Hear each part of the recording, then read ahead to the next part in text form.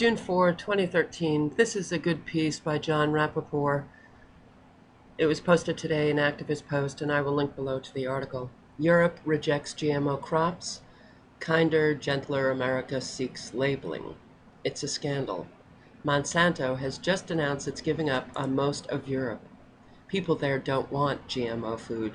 In America, the struggle is for labeling GMOs. This is some kind of fairness doctrine. Let the U.S. consumer decide what kind of food to buy. Choice. It's the American way, right? No, actually it isn't. The evidence gathered over the last 10 years is staggering. GMO food and the herbicides sprayed on them constitute a major health hazard, to say the least. And this doesn't begin to cover the lying business practices of Monsanto, who promised farmers that Roundup would kill weeds in the fields. Instead, the weeds have proliferated to the point where the farmers have to kill everything growing with stronger, more dangerous herbicides like paraquat. In the U.S., laws exist to prosecute crimes involving endangerment of health and crimes related to false marketing practices. These laws are on the books. When it comes to Monsanto, they're gathering dust on the shelves. Choice and fairness apply to competitive products that are safe. The consumer picks one type of tomato over another. The consumer buys walnuts rather than pecans. The consumer chooses black olives over green. Choosing non-GMO corn instead of GMO corn still leaves dangerous GMO corn in produce bins. Should a bottle of cyanide sit on the store shelf next to a bottle of salt just to be fair to the consumer, to give him a choice? 3 or 4 federal law enforcement agencies would arrest and prosecute the store owners who sell cyanide, as well as the distributors and the packagers. But in the case of GMO food, the FDA and USDA, the relevant agencies, do nothing. Neither does the Department of Justice. Aside from several counties in America that have banned the growing of GMO crops, the big push is for labeling of GMO food in stores. That's it. The theory is when consumers have a choice, they'll overwhelmingly reject GMOs and put a serious crimp in Monsanto's business. That may or may not happen if labeling is widespread, but the theory doesn't directly address Monsanto crimes. The kinder, gentler approach is based on 2 assumptions. 1, American consumers need soft activism. They won't demand legal rejection of GMO food. They will, however, choose the right food. And 2, Monsanto has made such a powerful inroad on food crop farming, it's too late to take it back. It's too late to declare all the GMO crops illegal. You see, so many people are taking Vioxx, we can't go to court over it. It's a done deal, even though patients are dropping like flies. It wasn't a done deal. Neither are GMOs. In a previous article, meet Monsanto's #1 lobbyist, Barack Obama. I detailed Obama's horrendous record when it comes to allowing new GMO crops to enter the food chain and his outrageous appointments of ex-Monsanto stalwarts to important and key positions in his administration. But Obama is a good man. He must be doing the right thing. He's popular, so it wouldn't be wise to attack him on the issue. Better to lay back and paste a smile on our faces and try to secure labeling for GMOs. Remember that Obama promised to get labeling for GMOs when he was campaigning. And what did he do? He didn't do anything on that. Instead, he appointed, as the food czar, a Monsanto lobbyist. Of course, that's exactly the wrong strategy. But as in all campaigns, the longer people wait and do nothing and remain timid, the less likely it is they can succeed if and when they decide to move. That's why Monsanto now has so many acres of GMO food growing in the United States. That's why Monsanto has been able to push its unconscionable propaganda down the throat of the American consumer. That's why Whole Foods and other major health food companies decided to surrender the real battles and opt for coexistence with Monsanto.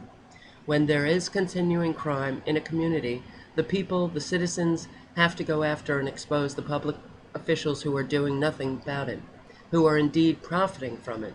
In the case of Monsanto, the officials are, among others, President Barack Obama, Tom Vilsack, head of the USDA, and Michael Taylor, food czar at the FDA. That's who Obama appointed, Michael Taylor. But health food companies, who should be leading the battle, are either friendly or neutral towards these bad actors. They're hedging their bets. They're saying, well, we'll inform consumers so they can make good choices. We'll do labeling, but don't expect us to be more aggressive than that. Don't expect us to get mad. Neutrality is apparently the American way.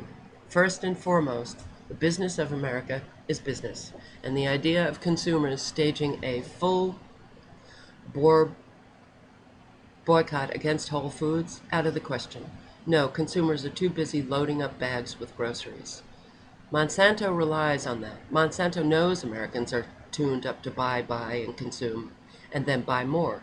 Americans consider it their right not to be distracted from that obsession. Obama, like Bush and Clinton before him, are silent on the GMO issue. They all pretend it doesn't exist. They sell out the people at the drop of a hat, and they don't lose any sleep over it. Conscience? Never heard of it. Ditto for major mainstream news outlets. They don't cover the Monsanto story in depth because it's a he said thing. The scientific issues are complex. People on both sides make interesting points, but there's no traction. That's a bunch of crap. Make me the managing editor of the Washington Post for a year, and I'll send sales of the paper through the roof. I'll let the hounds loose on Monsanto 24/7 and pound on that story day after day. Bottom line of the Post will look healthier than it has since Watergate, a minor topic compared to GMOs. But the Post doesn't really care about their bottom line. They would go bankrupt before they'd venture into those waters. They're sold out from the top down. They're part of the cover-up. I've written about this before, but here it is again. In the early 1990s, when the U.S. health freedom movement was at a fever pitch, when people were going after the FDA for raiding natural practitioners' offices and trying to limit access to nutritional supplements in stores, I sat in on several significant meetings of activists. People who controlled those meetings, who were connected to supplement companies, wanted a bill in Congress to protect the consumer, to give the consumer choice and access to supplements. That's all they wanted. I told them in no uncertain terms that this wouldn't work over the long term. We had to go after the FDA. We had to attack. I had a dossier on the FDA. I, like others, knew a lot about their crimes going back a long way. I was told this was the wrong strategy. First, they said, let's get a good bill passed in Congress. Then we can attack the FDA. They had no such intention, and I told them so. They were never going to support going after the FDA and exposing it down to the ground as a criminal agency. They had no stomach for it, and they were sold out themselves. They had a confined agenda which had to do with helping to guard supplement companies' profits. They were slick operators. They knew how to present themselves as neutral and rational. They could spout new age garble at appropriate moments. Anger can be self-defeating. You achieve your aims when you come from a place of doing service. The same thing is happening now. Give people the right to know, the right to choose what's in their food. It plays well because it caters to the wholly absorbed self-interest of the health food consumer with discretionary income. It doesn't work in the long run. It papers over the fact that corporate criminals in partnership with the highest government officials are committing RICO crimes against the health of the American people. RICO crimes against the health of the American people. The appropriate emotion is outrage. In case you hadn't noticed, for the past 40 years, there has been a major psyop in progress against righteous outrage and on behalf of nice. Be nice. Be friendly. Be happy. Be self-contained. Don't make waves. Anger is a sign of a mental disorder. Outrage isn't spiritual. You'll injure your karma. Karma was invented to prop up a caste system. It was used to promote passivity. Silence is not golden. Profits are. Labeling food that isn't poisonous while permitting the sale of poison is let's pretend virtual reality. I've met so-called health entrepreneurs who've adopted squeaky clean new age cover personalities to obscure their sleazebag cynical motives. Their they're very slippery characters. They do their real work in conference rooms where they look at spreadsheets. The chance of them going after GMO criminals is zero. Once in a while, if you wait for it or if you push them a little, you'll see something come into their eyes. A dead, cold nothing. It's a sign of the personal Arctic region where they really live. They don't till, they don't plant, they don't harvest, they sell. They're very much like the Sunday television preachers who are there to hustle dollars. Only they take a kindler, gentler approach. They're all about consciousness and saving the planet. If the planet were alive in the way they claim it is, the planet would have long ago consigned them to a desert island under a blazing sun. You know, I was reading an article yesterday about Monsanto and GMOs, and knowing, China just rejected a shipment of grain. Russia rejected our food.